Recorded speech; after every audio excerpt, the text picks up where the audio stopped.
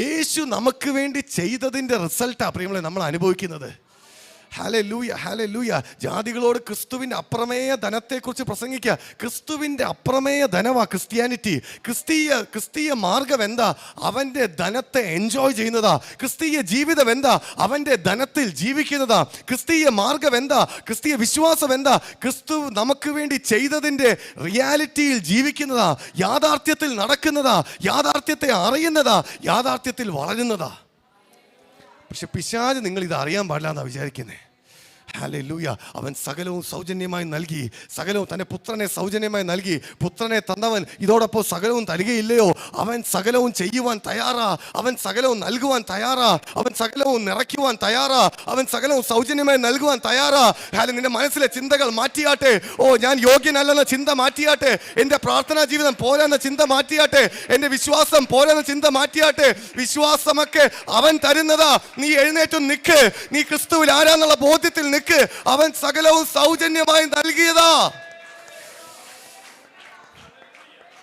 മതം പറയും നീ അധ്വാനിക്കണം, മതം പറയും നിനക്ക് വിശുദ്ധി പോരാ, മതം പറയും നീ ചടങ്ങ് ചെയ്യണം, മതം പറയും നീ ഈ കാര്യം ചെയ്യണം. യേശു പറയും ഹല്ലേലൂയ, ഹല്ലേലൂയ, എൻ്റെ അടുക്കൽ വരുന്ന ഒരുവനെയും ഞാൻ ഒരു നാളും തള്ളിക്കളകയില്ല. ചുങ്കപ്രമാണിയായ സക്കായി മതം അവനെ മാറ്റി നിർത്തിയപ്പം യേശു അവന്റെ അടുക്കൽ വന്നു. സക്കായിയെ, ഇറങ്ങി വാ, ഇന്ന് ഞാൻ നിന്റെ ഭവനത്തിൽ വരും. മതം അവനെ മാറ്റിയപ്പം യേശു അവന്റെ യോഗ്യത നോക്കാതെ അവന്റെ ജീവിതത്തിൽ കടന്നു വന്നു.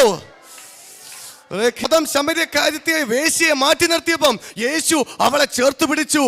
മതം മറിയയെ മാറ്റി നിർത്തിയപ്പോൾ യേശു അവളെ ചേർത്ത് പിടിച്ചു. മതം ഹല്ലേലൂയ ഒരു ചുങ്കക്കാരനെ മാറ്റി നിർത്തിയപ്പോൾ യേശു അവനെ ചേർത്ത് പിടിച്ചു. മതം കുഷ്ഠരോഗിയെ പാളയത്തിന് പുറത്താക്കിയപ്പോൾ യേശു അവനെ തൊട്ടു, അവനെ സൗഖ്യമാക്കി.